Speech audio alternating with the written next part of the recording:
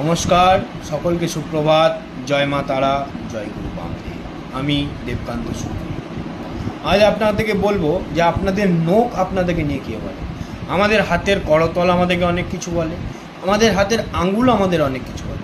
আপনারা দেখুন, আমাদের নখও আমাদের নিয়ে অনেক কথা বলে। দেখুন, যে ব্যক্তির নখ লম্বা হয় এবং একটু চওড়া হয়, সেই ব্যক্তি অনেক মন খোলা মানুষ হয়, মানে তার উদার প্রকৃতির মানুষ হয় এবং সে কোনো দিন তর্কে জড়ায় না। সে ঠান্ডা মাথায় সব সময় কাজ করে এবং সে যদি কোনো দোষ করে থাকে সেই দোষ সে সহজেই স্বীকার করে নেয়।